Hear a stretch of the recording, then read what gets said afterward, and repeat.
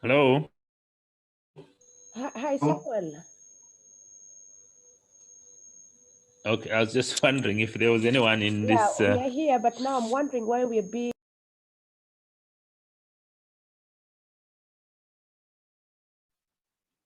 Good afternoon, everyone. Good afternoon, Samuel. Yeah, now we are back to the rooms, but I don't know what happened. We had been redirected to the main session.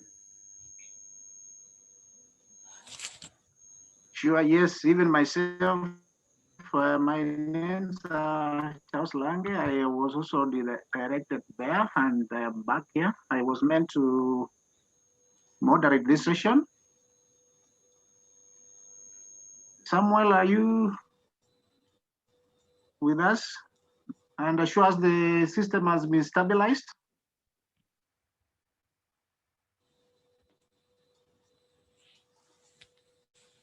I think now most of us, we are 11 here. I can see most of the people who were there before have rejoined. Yes, we've rejoined. We had been logged out, and so we are back.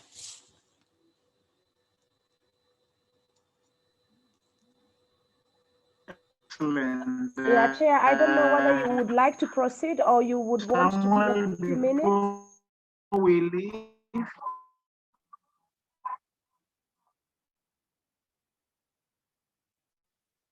I just want to check with Samuel whether the presenters are on board so that we can begin. Otherwise, the time is running out.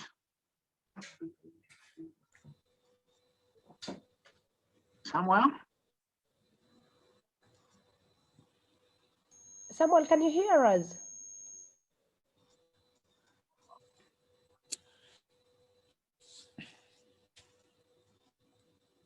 I guess he's really very busy trying to sort everyone in the breakout. Could we just check whether we have presenters? We were supposed to have Dr. John Kioko Musingi from Department of Geography and Environmental Studies, University of Nairobi. We're supposed to have Mr. James Otieno Kaoga, Institute of Climate Change and Adaptation, University of Nairobi, and Professor Sosten Chiotha, Leadership for Environmental Development, Southern and Eastern Africa. I'm here, Chair. Please, I see. Please mention your name. My name is Sosten Chiotha, so I'm one of the panelists. So, excuse me, Chair, if you allow, sorry. Go ahead. Yeah, if we could kindly ask the panelists or whoever is using the names of Samuel Lubanga to rename from the chat so that we can know who it is. He has shared his link with the ministry, with the PS office, I think. Thank you. Yes, I can actually see my name is not who I am. Yes, if you could kindly just go to the chat, to the side and rename yourself. Thank you, sir. Okay.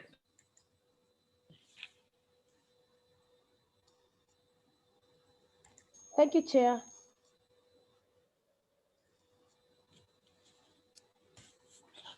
Thank you.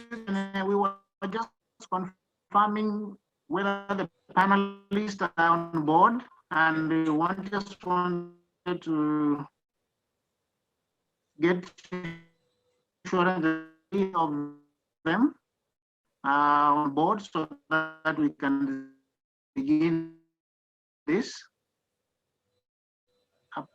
I guess that was the participant was a panelist. Can you just name your correct name? Then as you change, we can know.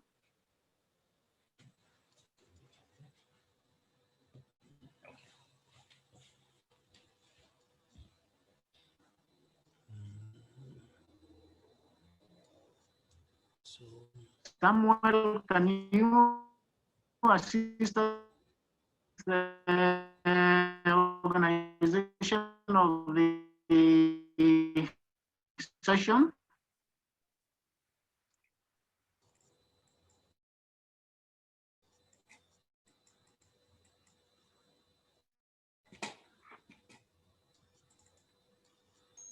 Okay, maybe I could help him. If he gives me his name, I could be able probably to rename him.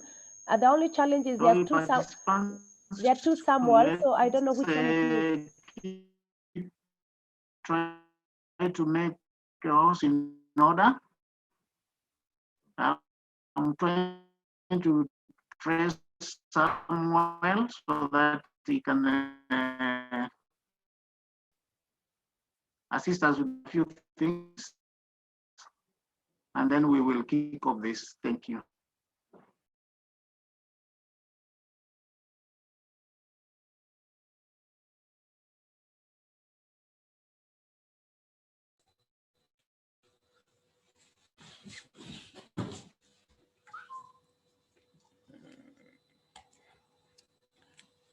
Hello.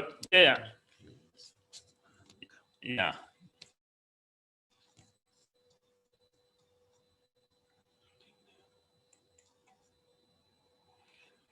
Okay.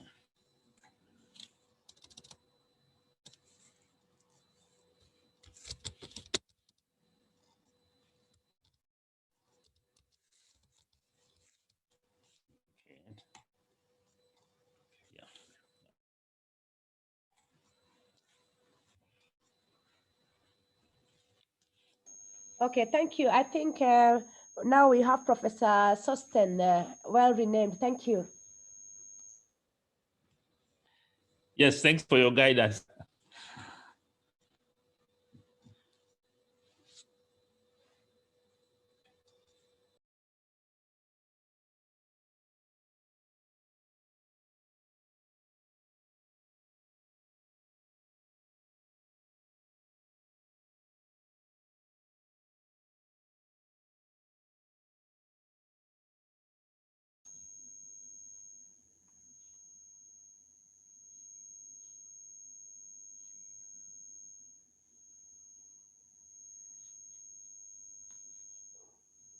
Chair, we seem not to have the two other presenters, Mr. James Kaoga and Dr. John Musingi.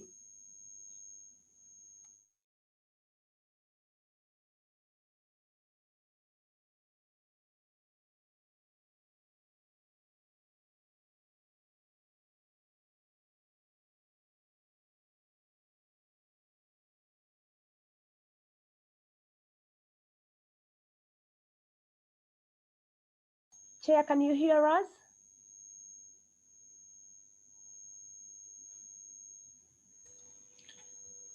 I can hear you.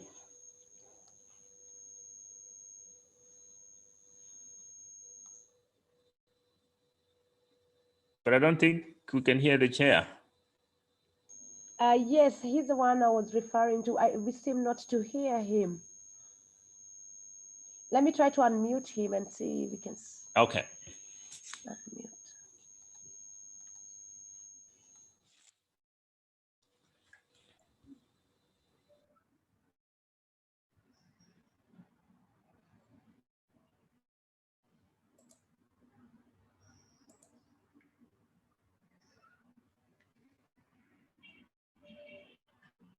Chair, I am unable to unmute you. Kindly unmute from your end.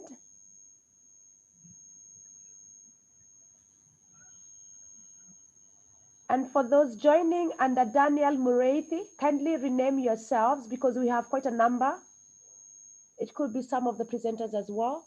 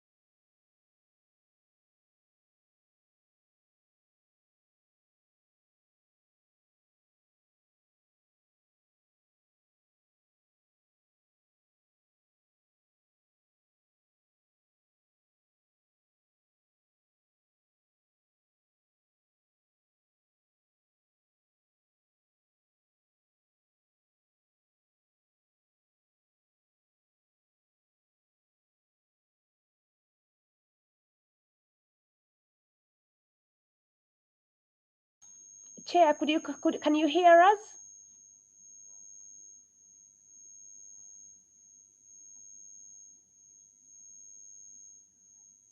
Chair, can you hear us? I'm unable to unmute you. Okay, I think he's having some challenges.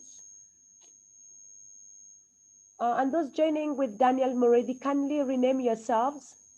Thank you.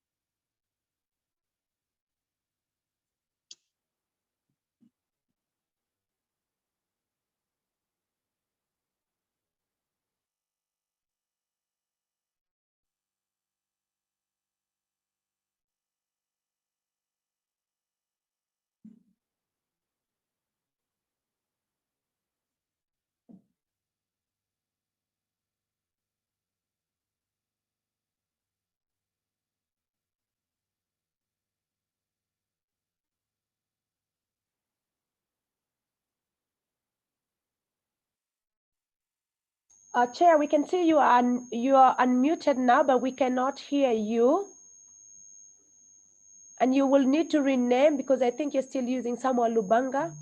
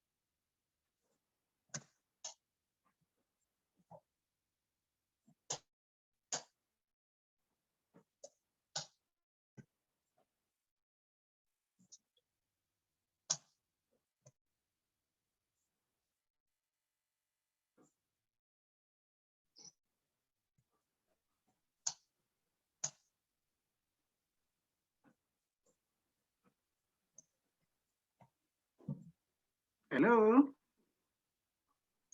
Dr. Charles Lwanga, is it you? I'm come back. I think this system was unstable one. But I think we could begin now without wasting more time. So good afternoon, everyone. Once again, I can see the panelists around. I can Professor Sosten Chiotha. Can we confirm then the rest two are there? Can you confirm yourself, please, very quickly? I'm there, James Kaoga. Kaoga, welcome. But I'm registered under Daniel Muridi. Maybe can somebody undo that one so that the right person? Okay, what's your name, please? Someone was supposed to do that. There are two Daniel Muridis. Which one should I rename? There are two, so I don't want to rename the wrong person. Okay. Okay, actually, I'm registered as Samuel Lubanga, not even Daniel Muridi. But I'm registered as Samuel Lubanga. Okay, so I rename you to? James Kaoga. Dr. James. Mr. James Kaoga. Mr. James. As you get registered, please, okay can now? we confirm whether John Kioko. Dr. John Kioko.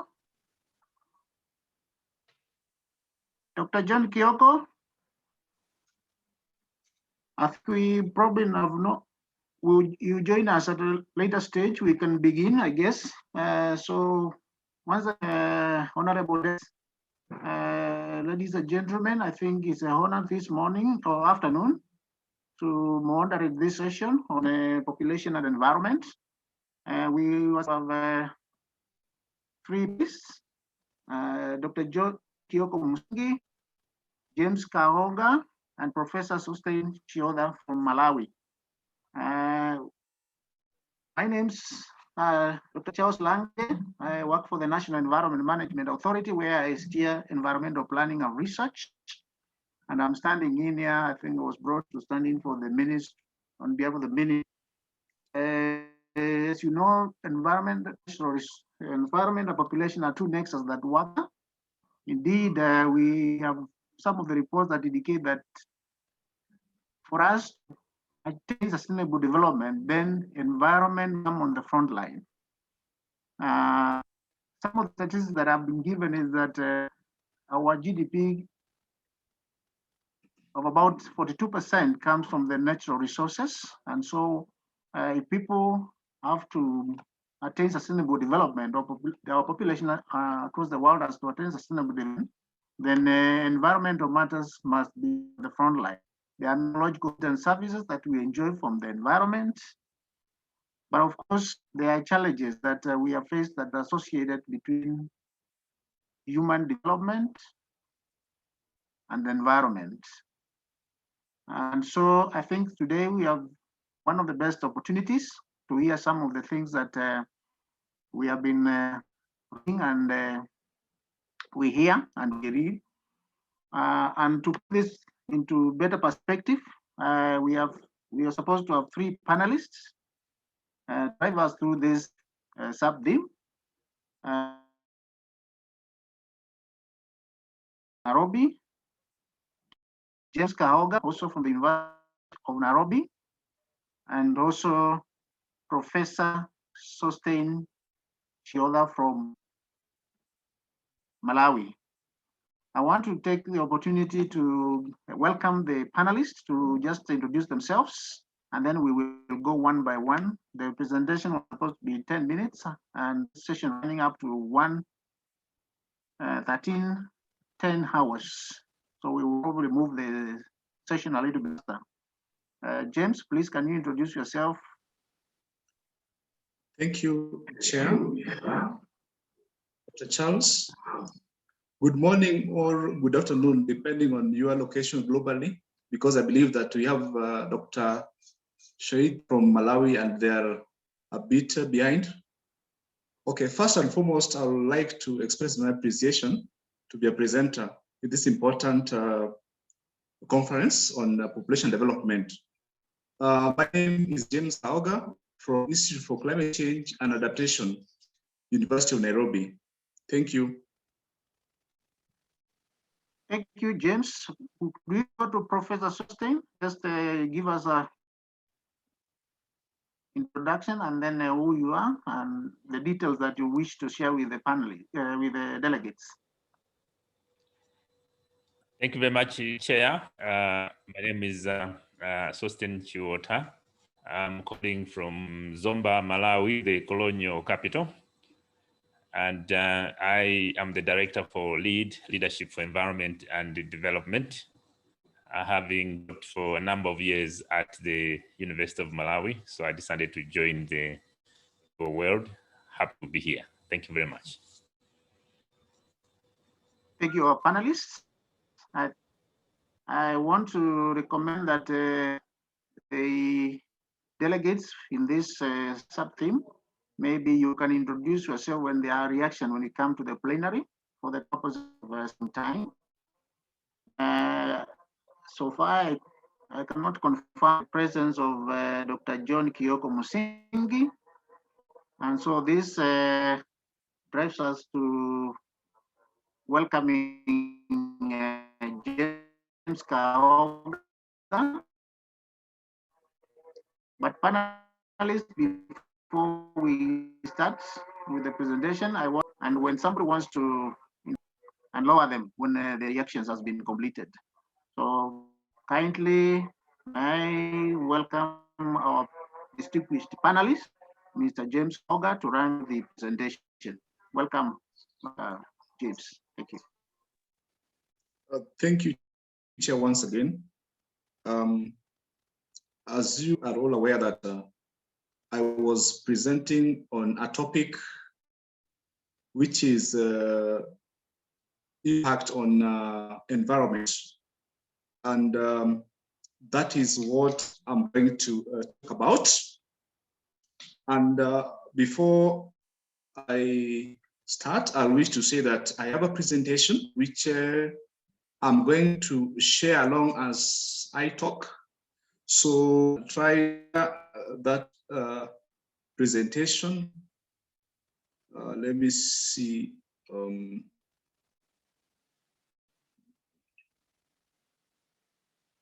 Okay.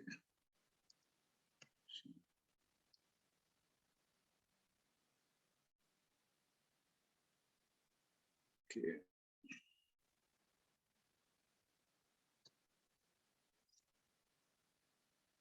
Well, I hope we can be able to see the presentation before I start sharing. Can the chair just confirm? Yes, I can confirm on my side. You can be able to see the presentation? Very clearly. Thank you so much, Chair. Now, in sharing my presentation, I want just to briefly mention that the outline of the presentation is as follows. And I'll go straight away to the introduction. And from the introduction, what you're trying to put across is that the Kenyan population has grown significantly from 1969, when we first had our census, to 2019, when we had our last census. That is a year and some months ago. Well, the population has increased from 10.9 million to 47.6 million. This is significant growth. And because of this, it creates some element of pressure. And this pressure is not good for our resources, because it makes the utilization of our resources to be in an unsustainable manner, because the demand of harvesting has increased. Because as population increase, also the demands, especially for natural resources and also for water, also goes up. So basically, this population pressure has exerted a lot of pressure, especially on the blue economy.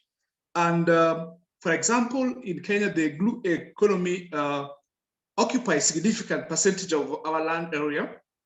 And because of human activities, which includes like increase in surface runoff from the urban areas, so discharges, and also sediment being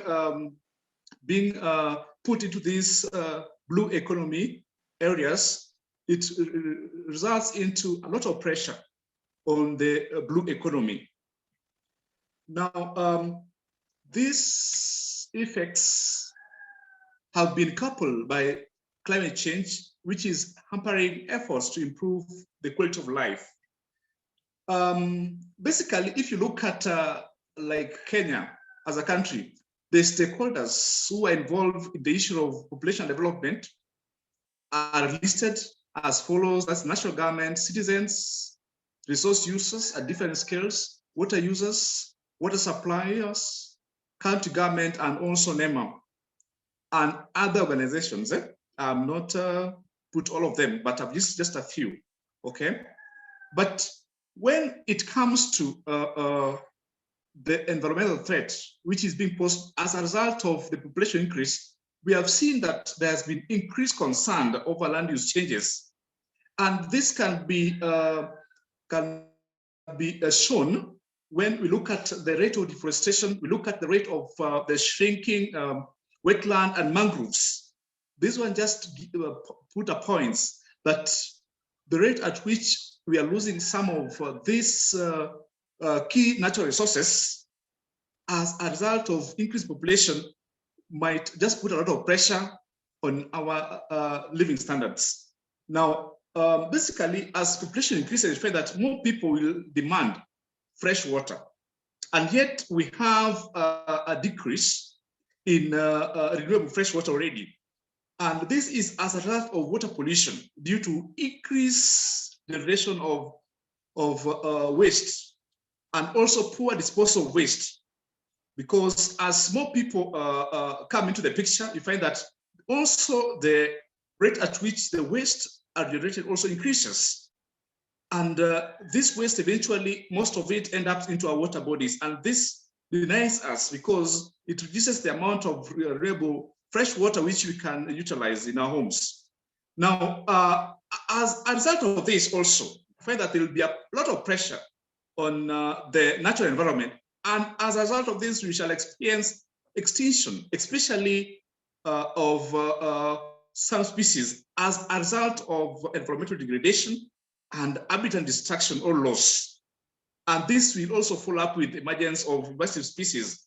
Just to mention a few examples, the water hyacinth and also madenge, which is also referred to as Chrysopis juliflora, which is a major concern, especially because they have really invaded most part of the water bodies for the water hyacinth and also for the madenge, which has invested a lot of the higher semi-arid areas, which is a point of concern. Now, just to conclude, I wish to mention a few remarks that so far we are experiencing increase in food demand and also increase in water demand. What this implies is that as more people demand for food, more areas which maybe were reserved will be opened up for agricultural practices. This will involve opening up areas which maybe were vegetated areas. And as a result of this, you realize that it will interfere with the greenness level. And this one will also interfere with the environment. So when the greenness level decreases in a given area, what happens that more and more areas is exposed to degradation. And if this is left unchecked, then it also implies that we are undertaking what is referred to as unsustainable development, which will adversely affect our lives, livelihood, and ecosystem services. And in the next slide, I've just highlighted some of the ecosystem services which are very crucial, which you might lose as a result of population pressure. And I've categorized them into 4 categories, that is regulating services, supporting services, provisional services, and cultural services. Now, just to mention a few, in the regulatory service category, we have air quality regulation, which is very key because we know that when the area has a higher percentage of greenness, which means that higher forest cover, then the quality of the air which people will breathe in will be will be very good. Unlike when we have degradation, it will reduce the quality of air which people breathe in. Apart from that, we have biodiversity regulation, which is also very key, carbon storage, climate regulation, disease regulation, natural regulation, all the way up to water flow regulation. These highlighted services are very, very important ecosystem services, which we might compromise as a result of has putting a lot of pressure on the environment. Now, when you look at the support services, we have soil formation all the way to water cycling. These are very important because if the water is not cycled, then it also implies that we shall have water scarcity, and therefore it will affect us, human beings who are utilizing some of these services. Now, when it comes to provision of services, from food all the way to fresh water, these are very, very important for us to be able to survive.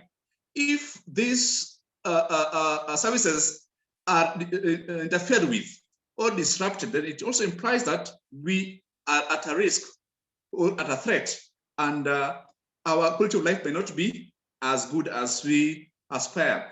Then look at the last category, which is cultural services, starting with cultural diversity all the way to education. Very important. And we can only get this from environment which is well kept, which is conserved. An environment which is degraded will not give us all these ecosystem services. Just to conclude, I have some action points which I think are very critical and very important for this particular issue, and one of which is partnership. Okay, we know that where there is high growth of population, there is competition for resources, and as a result of competition for resources, find that people tend to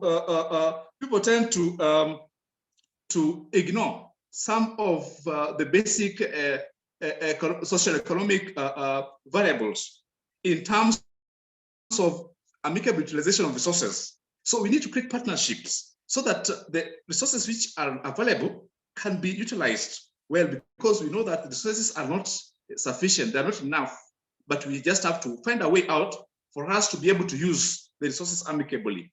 Then we also need appropriate land use plans. I think this is very critical. We have suffered a lot because of this. We have not been able to create some concrete land use plans to be able to guide us in the right direction. So you find that people are just doing things haphazardly, which eventually leads to bigger problems. So these need to be looked at. And then lastly, we have pertinent population policies and programs. I think we are in the right track because there are so many policies which have been able to be formalized, which are very critical for us to be able to achieve population development at the same time. So I think I'll stop there. And at this point, I just wish to say thank you for your undivided attention. Thank you so much. Thank you, James. Our discreet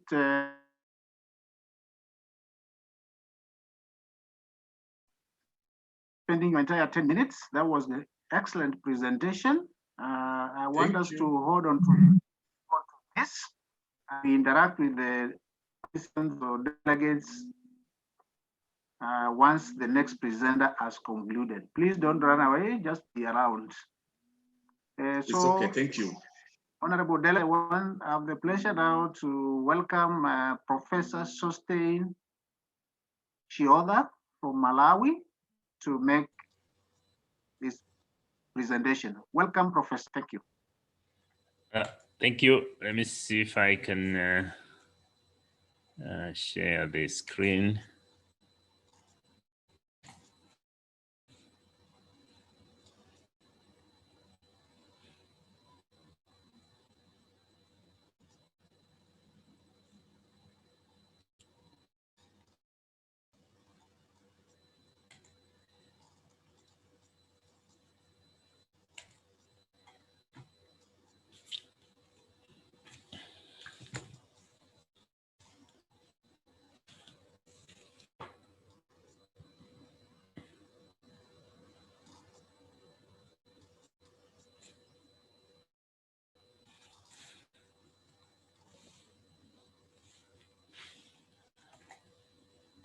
I don't know if you are able to see the presentation. We can see, but put it on presentation mode, please. Oh, okay. All right. Let me do that.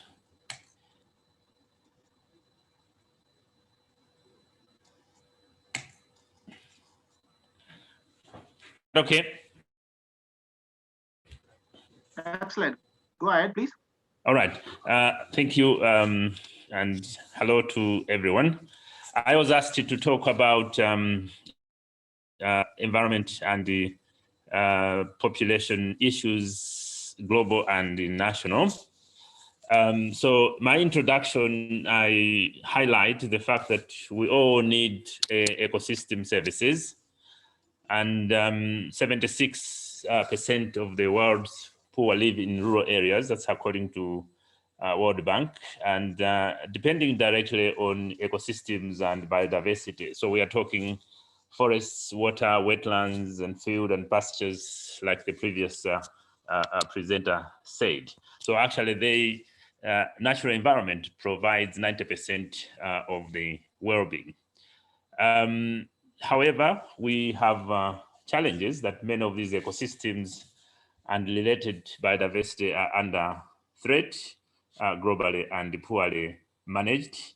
And as the previous presenter made, growing demand for natural resources, there's low public investment, poorly defined property rights, but also global commodity trade policies that incentivize over exploitation of resources.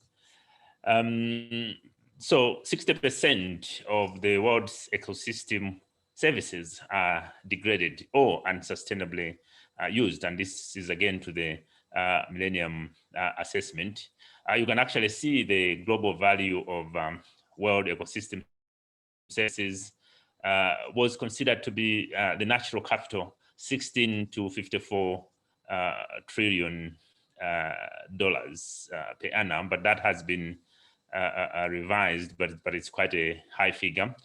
The graph on the right shows the kind of conversions that have happened in the 1950s, then in the 1990s, and what is expected to change by 2050. But you can actually see that serious conversion of natural environment to other land use practices.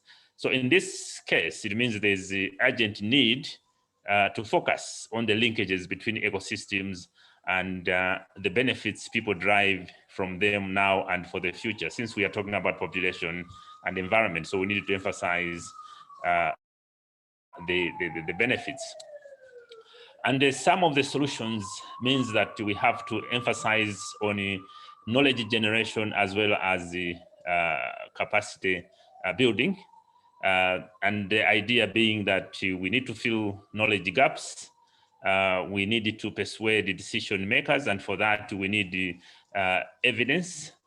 But also we need to enhance the human and institutional capacity for assessing the consequences of ecosystem change for human well-being and acting on such assessments. Because if we don't do assessments, then it's like driving in the dark. We don't know what is happening. So policies must be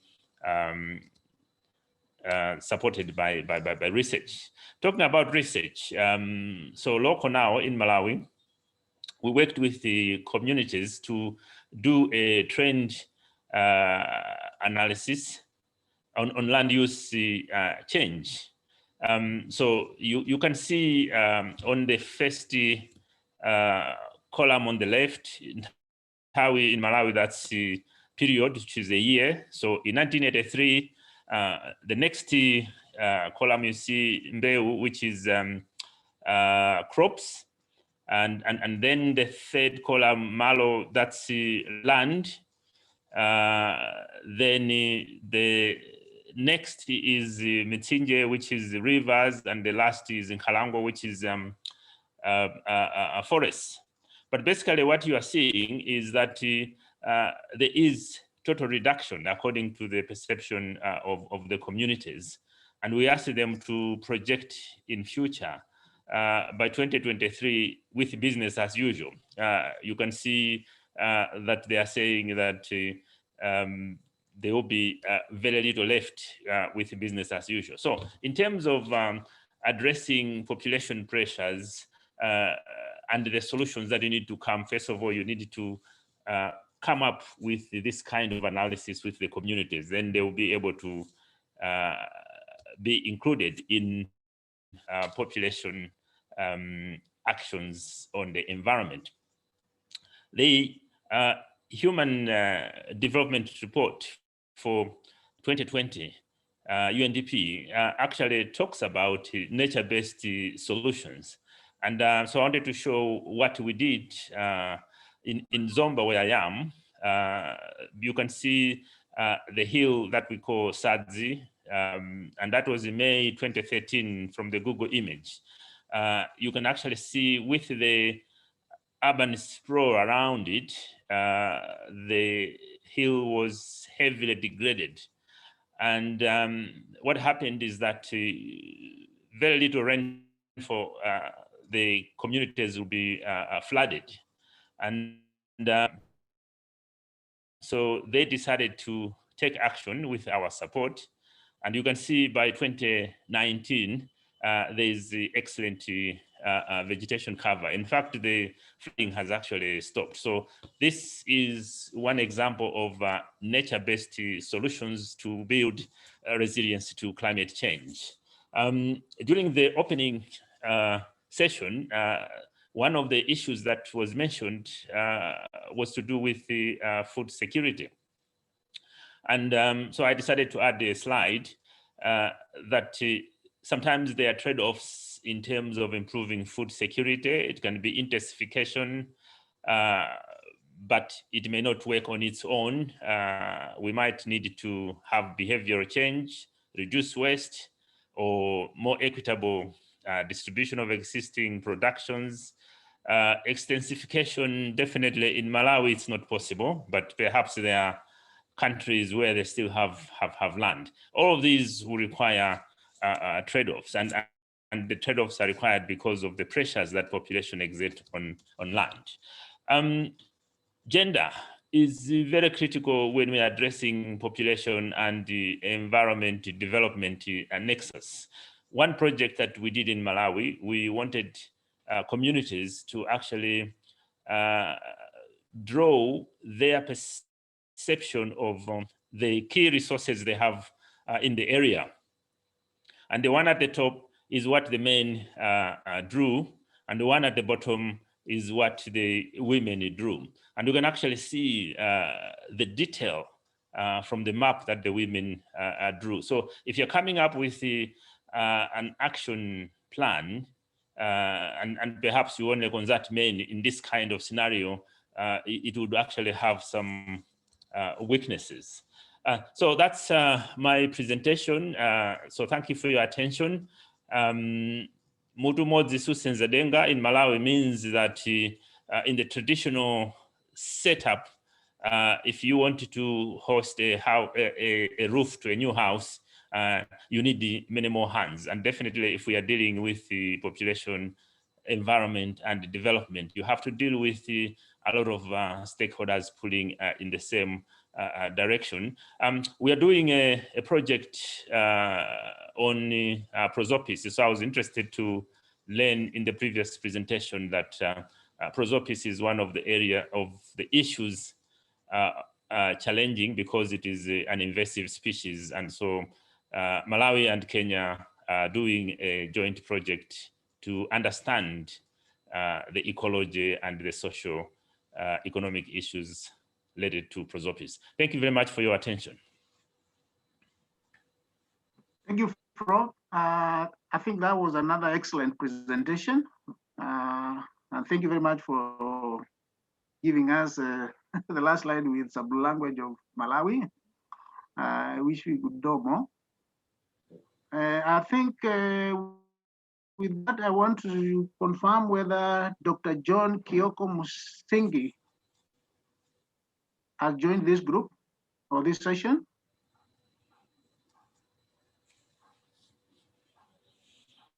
Dr. John Kioko Musingi.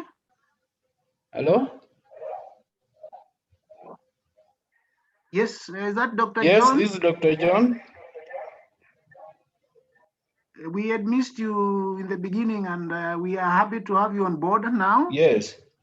We have covered the first two presentations, and Yes. we want to welcome you for your presentation, if you have it. Yeah, I have it. Please go ahead. Can I start it? Please go ahead. Thank you. Can anybody see? Can everybody see my slides? I think the No, we can't. professors need to pull your slides out. Yes. Then we can welcome Dr. John to load his slides. Professor, Okay. please load and I'll pull down. Okay. Just stop sharing. Hello, Chair. Stop sharing. Excuse me, Chair. Yes.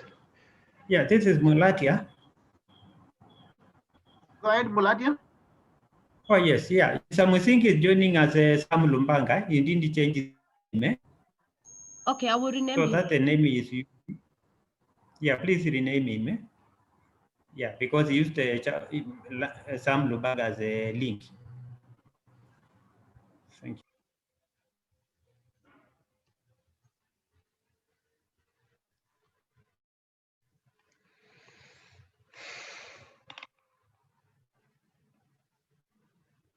Professor, please stop sharing your slide. Okay. Yeah, just click on stop share. Yeah, thank you.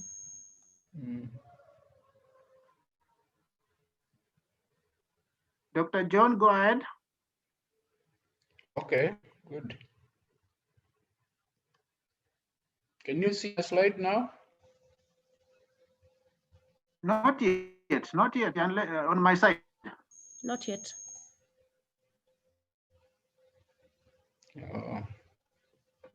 Go to the Okay. sharing screens and then.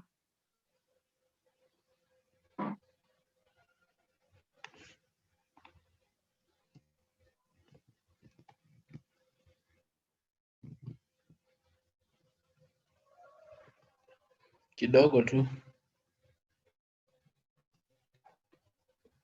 We started a little bit Scale, late, share and screen. so Yeah, just a minute, guys.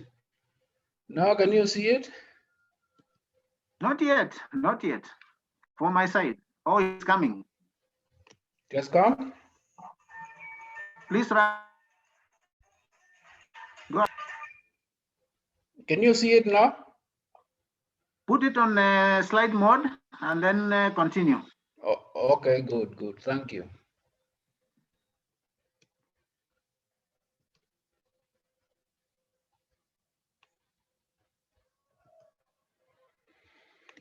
Okay. I assume everybody can see me, and you can see my slides. So sorry for the delay. I got lost a bit, but I'm back. Now, the issue of let us look at the issue of population and environment and the settlements can easily be is well manifested when we start talking about the informal settlements. And I took a case of Nairobi city. Now, and indeed, informal settlements are a manifestation of living in unsustainable environments. So indeed, they lack basic facilities, good shelter, water, electricity, social and even environmental facilities. This leads to poor health, insecurity, low expectancy, among other ills. Now, what is the magnitude of the problem? For example, in Kenya, 56% of the total population live in informal settlements. 56% of the total population settlements. About 60% of Kenya's urban families are actually living in slums. 60%. And if we come to the city, the Kenya's capital city, Nairobi, it is estimated that over 70% of the population live in informal settlements. We are talking about 70% of people in Nairobi actually live in informal settlements, which means basically, even most of the voters actually who vote our leaders are actually from informal settlements. And yet, these are the most neglected areas in our city. Many of these have a history rooted in colonial policies. I'm talking about where these informal settlements are located. Many of these have a history rooted in colonial policies, whereby the African native was temporarily resident of the city. So basically, there wasn't serious, arrangement to settle these people in, in better housing and even in better areas, as we are going to see. Rural urban migration is, of course, blamed for this. And this makes it difficult for any city planning institution to cater for these people, because the inflow to cities or to the capital city is always quite high. Now, what are the key highlights? Let's look at location environment. Now, they are located in riparian areas. You either find these settlements in riparian areas, that is rivers, that we are talking about settlements along rivers, riverbanks, steep areas in many times, which makes it difficult for disaster mitigation, because they're basically, settled in areas which are not accessible. So accessibility by road, and for emergencies, like when you have firefighting, when you have issues of disaster, especially fire related, you find you can't access these places. There are no, of course, roads, and therefore ambulances cannot even reach them. Now, the area is also prone to floods, landslides, and mud flows. So essentially, because of climate change, when we have these, unexpected floods, heavy rains, storms, then you find these people settled in these areas, they are in the front line, and therefore they become victims. Now, of course, they're also in road reserves, which means, therefore, when the road is being expanded, they have to be displaced. And we are going to see the implication of this shortly. They also settled on wetlands and water aquifers. This reduces river base flow, because you find where the river basically gets most of the, water from is settled. And that, of course, reduces infiltration, as you know. Now, you find the issue of, they're also found near dump sites, and also dam reserves. Now, let's look at, the issue of solid waste. Now, we find we have high population densities. These guys, they're in areas where we have high population densities with no water, power, connection. And of course, they use dirty energy sources. And because of that, you find them using, some of those indigenous, gadgets, where you find there's so much smoke. And because of this, you find again that affects their health and so on. They are not connected to sewer lines. And indeed, their waste ends up in rivers next to their settlements. Now, this is another problem. In fact, they take the river as their sewer line. This endangers not only themselves, but even the users of the river downstream. Now, this is the current situation, for example, in Kenya, of the Athi River, which flows through the city of Nairobi. You find the river being so polluted downstream, endangering the users of that water, even downstream. Now, it makes, of course, the downstream users rely on polluted water, hence exporting their problem to other downstream users. Now, I have some few shots here. These are some of the informal settlements I'm talking about. This, you can see, this is one of the, pictures captured in the informal settlement in Nairobi. You can see that river. Hello? Time is Yes. almost up. Okay, let me run fast. Yes. Okay. Then you can see this. This is the kind of, I have some shots. I'm finishing. Now look at this. This is Kibera. Even the insecurity, the issue of insecurity, you can see that railway line is still in use, and therefore there, you can see that. Now, so what are the suggested solutions?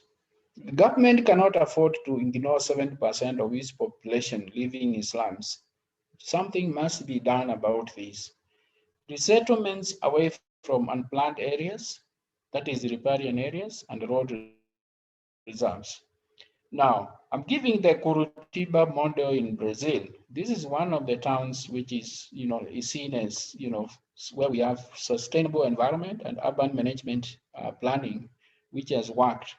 And that's one of the, so provision of subsidized basic services to these informal settlements, water, electricity, and solid waste management services.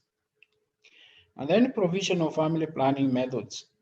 The slums have the highest fertility rates in Kenya. So we have heard about the issue of fertility and adolescence, pregnancies, and so on. But we did not dissect to see which are the areas where we have these. And this is basically the slums and these informal settlements.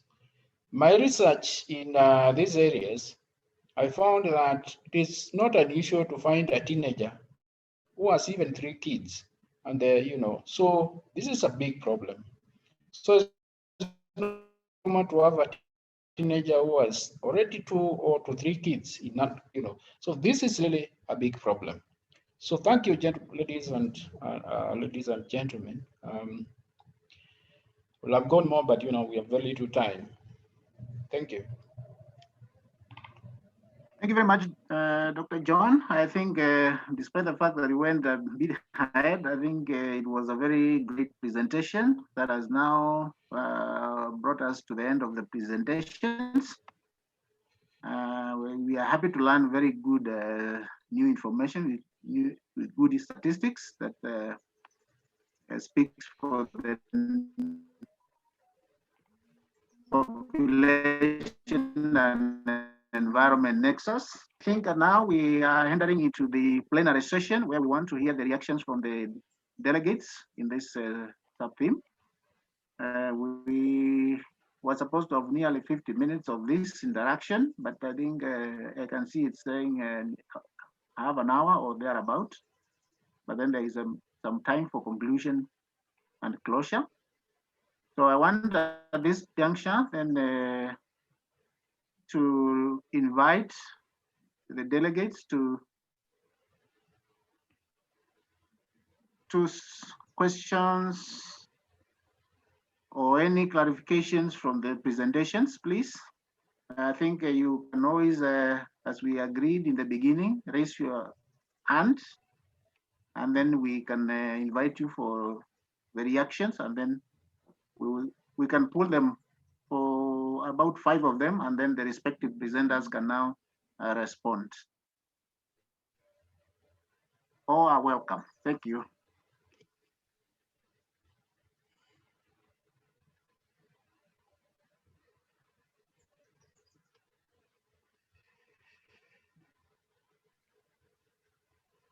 Maybe Dr. John, you can pull down the presentation so we can see the screen. Yes.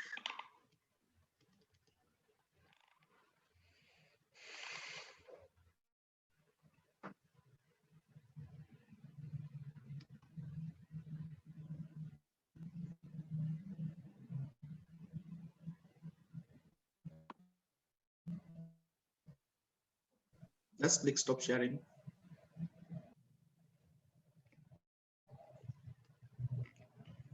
Where do I stop it?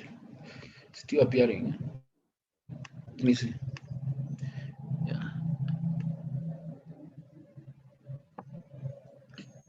the same page on Stop top. sharing on top. Yeah.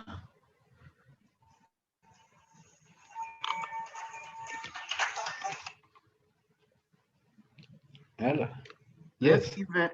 Yeah, continue to close it. I think we want him to finish so that if there is a question coming to him, he can get it clearly.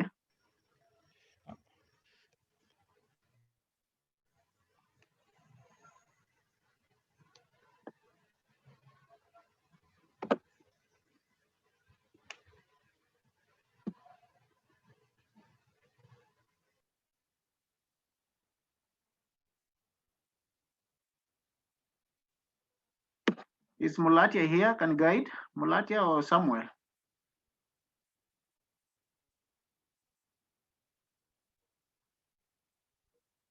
Excellent. Thank you very much. Now it's very clear. And I think we have Lillian Kayaro. Please go ahead and make question or any comment. Go ahead. Thank you, Lillian Kayaro. I'll appreciate the presenters for remarkable representation. I appreciate his last recommendation where he advocates for involvement of gender, rather engagement of gender, and also trying to approach issues of population environment from a gender lens, which is vital in the whole discussion because you're also recognizing the role of both genders, but in particular bringing at the forefront issues of women, because one challenge we've been grappling with is involvement of women in matters pertaining natural resource management, conservation, and other environmental matters, because women remain delineated orally from this whole sector because of issues to do with land tenureship, land ownership, land and value and laws regarding issues of land ownership globally in Africa at large. So involvement of women and putting them at the of this whole debate around environment and population is very central, which some do not forget in the whole picture. Thank you. Thank you, Lillian. I think that was a comment to the presentation from Professor. Very well said. The issues of gender are very instrumental in driving this population and environment nexus. And indeed, I think that is a scenario reflecting in most of the countries, particularly the developing countries. Any other?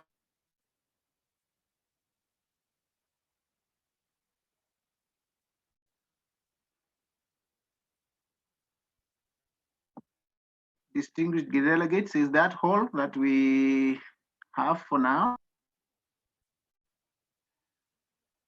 I want to indicate that the first presentation, we had a recommendation for partnerships from James Kaoga, which I think is something that needs to be commended in order for us to be able to realize sustainable population and environment conservation. I think partnerships also very central.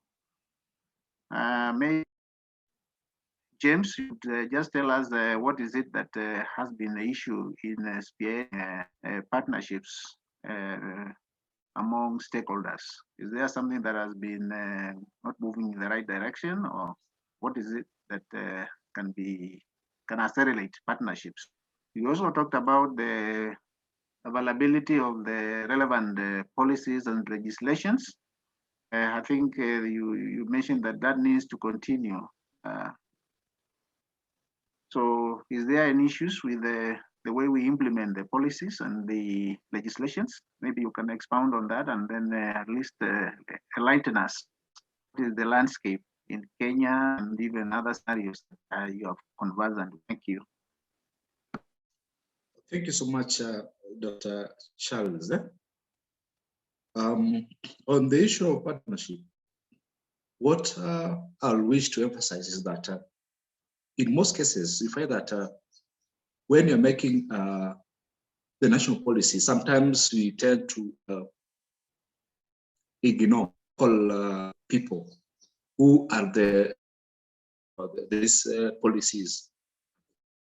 And in most cases, find that such scenarios have ended up failing as miserably. I just want to highlight a project which done in Mathare slums. And this project was on connectivity of electricity. And the project was funded by World Bank to connect any slum dwellers as possible informal settlements. And Mathare was one of the sites selected for this. And when the project started, the stakeholders forgot to involve the local community in a great way.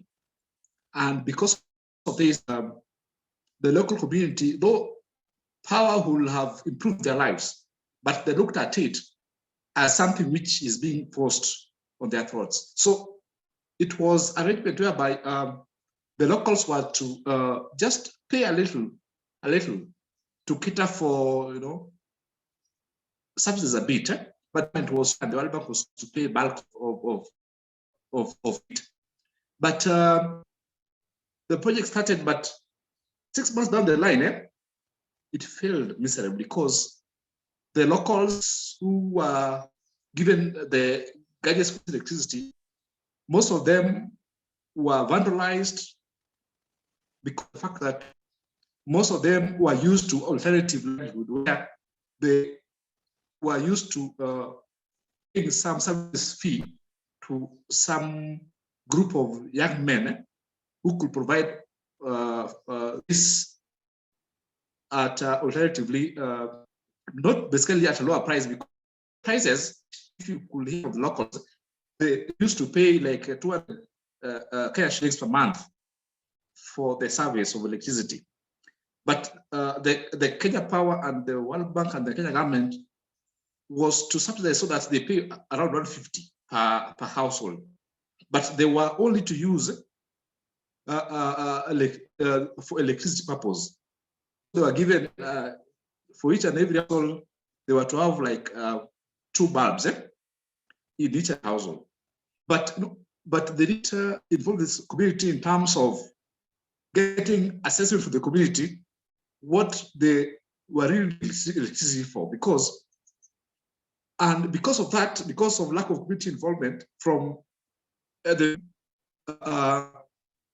though it looked like a solution, it ended up to fail because of this. So we should always try as much as possible from the onset to involve the community so that the community can own. And this is what is called, partnership. Even if you want to improve the life of the community, we need to ensure that they are involved from the beginning by having some finance structures in place before implementation of such projects. They are good projects, but because of the fact that the community felt that they were left out, we need to participate into the program. So that partnership is very key. We need to ensure that from the inception, as we have these programs, policies, and projects, the community is actively involved, and this will make the course. This is just one of the projects. I tend to believe that there are other projects that have also faced a similar fate because of the fact that there was no cooperation, because the community was not involved from the inception. Thank you so much, Chair. Thank you very much, James. I think well said, well put in perspective. I can see Zoma Mulatia coming up. So please go ahead. Okay, thank you. Yeah, thank you, Chair. Thank you, Chair. And thank you, Professor Chiotha, for your very good presentation. One quick one. Yeah, the possible solution to food security environment. Yeah, I would like to also add here that Professor has talked about increasing yield through intensification. But you see now, the intensification is being done in food production. Yeah, there is an increased use of inorganic fertilizer. So I think I would like to suggest here that as we continue this intensification, there is also a need to promote the use of organic fertilizer derived from animals, which most of our communities, especially in Africa, who are agro-based in nature, agro-pastoralists in nature, can take advantage of the animals they keep to ensure that they are able to replenish the soil without shock. I think if they can do that, I think that will be a very good solution to the problem of security and environment relationship. I've seen this being applied in Ethiopia, where there is a move towards the promotion of organic farming, and they use animal manure to as fertilizer, and this has enhanced their agricultural production and also has increased yields from plants. Thank you, Chair. Thank you, Mulatia. And then so you pull the hand down, raise down your hand. And for Professor, I think if you are still around, just to take with that, I think you mentioned something about Prosobis, Juliflora. You are commenting on what Mulatia said. Maybe you can tell us what that are there, or we can even take on Prosobis, the most critical invasive species that we are grappling with here. Thank you. Yeah, thank you very much. On intensification, quite right.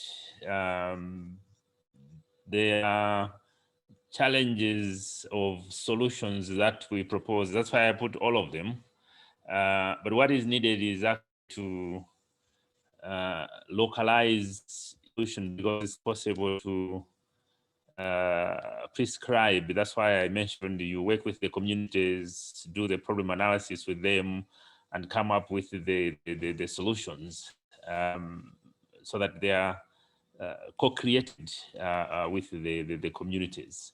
And I'm an agricultural expert, but my agronomy colleagues do tell me that sometimes even when you have used the organic manure, there are some elements that will still be missing. And so it's got to be scientifically done, and then you can actually see which ones that can be added from inorganic manure. Definitely, you're right that we needed to use the resources that communities have, and if they have adequate manure from stock, then that's good enough. I think there's also the Mbeya technology where combining certain proportion of inorganic fertilizer and certain proportion of organic manure mixed with the ash, and so those formulations have actually been found to be cost effective. That's why I think it is important to adapt these conditions to the local needs. Yes, Prosopis, actually what I've learned from my Kenyan is that the Prosopis in Malawi and the Prosopis in Kenya was introduced under the same period. Was to use the Prosopis as live fencing to keep out livestock from maybe vegetable gardens or where you're producing seedlings. And as a result, because it found our local conditions to be quite good, particularly the drylands of Kenya, as well as the drylands of Malawi in the Lake Shura Basin. So they take over the land space, making it difficult for farming, and when you actually try to remove it, by cutting it multiplies. So it's quite serious problem. But what we have seen in Malawi in one community is that because of deforestation, the communities are now protecting the prosopis. They don't want it removed because they are benefiting from the fact that it's aggressive. Once you cut it, it comes back on its own. And also they were saying that in one of the lake region that fish that have been smoked with the prosopis tastes better than fish that you have used any other wood. And so that's the only community in Malawi that is protective. All other areas, they think prosopis is a nuisance. And so that's why we are doing this comparative study, and we also include Ghana. And by the end of this year, we'll have our reports. So we should be able to share with this community. But it raises the issue that can an invasive species be a nuisance at one point in time, and then the perception community changes depending on changing dynamics. That's why we always have to collect the data. So that's my comment on prosopis. But the other presentations, the slide I showed where we had done the afforestation is actually matches very well with the last presentation where like Kenya, Malawi also, the native Africans were not supposed to live. And so after independence, then there was a flood. That's why you have so many people living in informal settlements, but then they find themselves in these fragile places, like the hill I showed. That's where the flooding was happening, because the formal settlements that had been planned during the colonial days were in areas that would not be to these kind of risks. But people always ask me, when did we become independent? Malawi 1964. So should we still use that is an argument? I think that's for us to decide. Thank you very much, Chair. Thank you very much, Professor. I think your reactions to those questions and interventions, I think, as patients. Let's look at what is on the chat. From Beatrice Manyonge to everyone, thank you for those very good presentations. How can we address the role of men / boys in teenage girls getting children? How can they be part of the solution? Then from Lillian Kayaro, I would like to mention that the nexus of health was somehow least mentioned when we consider the effects of poorly managed environment on the people is manifested through poor health outcomes. Beatrice Manyonge, I haven't heard anything about air pollution, e.g. industrial and pregnancies in Africa. I think this is for everyone, and I would like to invite if there is any quick actions to those comments from the experts that are here.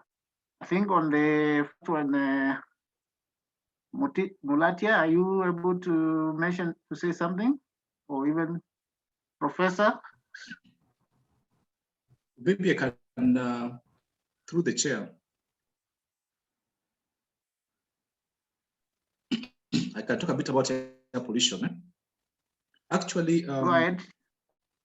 Like in Madari, reason why it was just was because of the issue of the indoor air pollution, because some studies had shown that quite a number of the slum dwellers were using a lantern to light up at night when they are maybe when the kids are reading, okay, and also realized that they were using other forms of fuels which were contributing to indoor air pollution, and this was affecting their health negatively in certain respiratory conditions. Yeah? So it's true that especially in informal settlements where things are so much formalized, we have a lot of issues to do with health problem as a result of what they are using to light up, which can contribute to this air pollution, indoor air pollution, resulting into quite a number of deaths which are premature. So, this is taken care of, especially in a scenario where things are not put into control. Then we are going to have many cases of premature deaths which were not supposed to happen, but they're happening because of the level of exposure to indoor air pollution, especially in slums. So this is quite a real issue and a real concern, which need to be looked at. Apart from that, we also know that as the weather patterns change, especially when the environment is degraded, there is normally tendency of so many other health complications will arise. Like for instance, if you have shortage of water and there is high demand of water, people will use less water. And in the process of using less water, that people will compromise on certain practices which are very, very important. Hand washing, which has really saved us from COVID-19.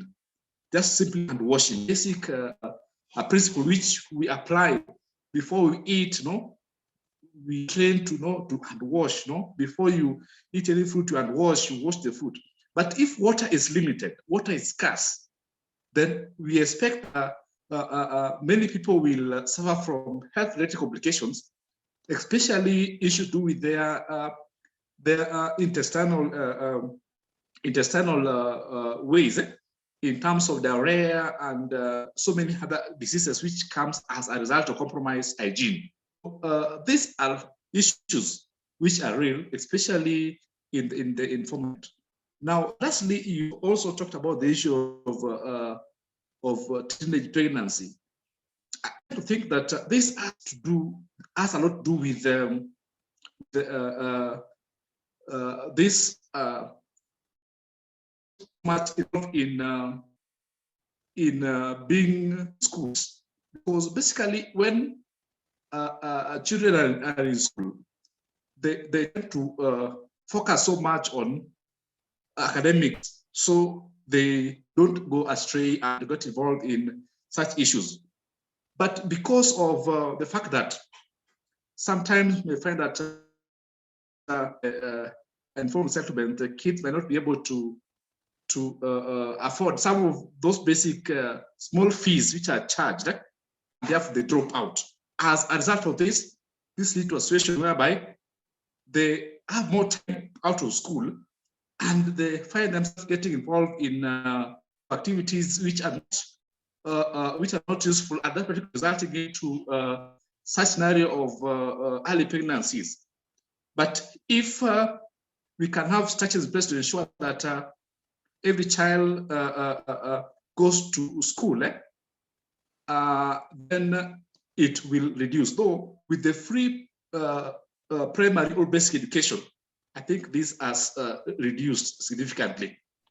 I hope that as more people embrace onto this primary education, I think we shall have less cases of early pregnancies, because there's also another issue which needs to be dealt with, because it's an issue which will eventually lead us into more problems. I'll stop there, please, Chair. Thank you. Thank you very much. I think we have 4 minutes. Okay. John, we have 4 minutes to the end. Yeah. Can you take just 1 minute? 1 minute. Sure. Yeah. Sure. Yeah. Sure. Yeah. I think the biggest problem we have is here we have majority of people in the city living these informal settlements. And the government cannot plan for them because in the first place, they are not supposed to be settled where they are. So that is really a catch-22 situation where you deny, you assume they are not there because after all, that land is not theirs. They are supposed to move, but they never move. So what do we do? How do we ignore these people, you know? And indeed, the adolescents, you know, it's just because of the shelter, you know, what the adults are doing. You are exposed to all these kind of things when you are still very young. And indeed, you know, so this is the issue, you know, there's so much property again. So we must, you know, the governments must do something. You cannot just ignore these people because they will not go anywhere. Thank you. Thank you very much, everyone. I think those are very good comments to reactions to what is in the chat. We got about 3 minutes to the end of this session. I want to say that we have very clear messages from these presentations and reactions. I think we have heard about the partnerships, policies implementation. Dr. John is also talking about minding about these people so that they can be able to be partners in ensuring sustainable environment management and conservation. I think professors has already indicated the role of partnership also in the stakeholders pulling in the same direction, which is very critical. I think really all of us who are here in this session, which is on population and environment, we have something to take home as messages. The professor has indicated the role of research and data. I think that is also very central, and thank you all the panelists for really sharing these useful insights in this session. And of course, all of us being here for networks and for resource mobilization and working together. So I thank everyone for giving me the opportunity to be your moderator this afternoon, and hope that in the coming future we will find and work together. I think the professor, the panelists, if you can, in the remaining 1 minute, share your conduct in case there is a delegate who wants to follow up with you, that would be great. And so other than that, I think we'll bring this to an end because we only got 1 minute. So Professor, I've mentioned your email. Okay. Or you can say Mulati, and Mulati can, okay. And then Kaoga, I think we can find you from University of Nairobi, but you can also type it. And John, Dr. John.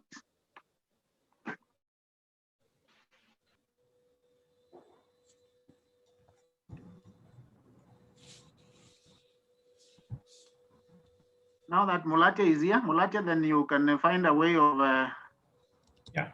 okay. Getting the contacts, and anybody who comes with any query or concern, then can, okay. Professor email is over there. Okay, thank you, Chair. So what I will do is that I request all the panelists to share with us their presentation. They can use my email because I've been in touch with them.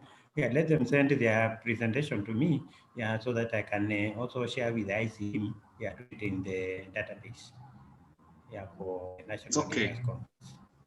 Thank you. Thank you very much, Mulatia. And I think with the remaining 20 seconds, I want to again wish you well afternoon. I think everywhere is now afternoon for the delegates. And thank you everyone again. Asante. Thank you so much. Bye. Bye. Bye, everyone.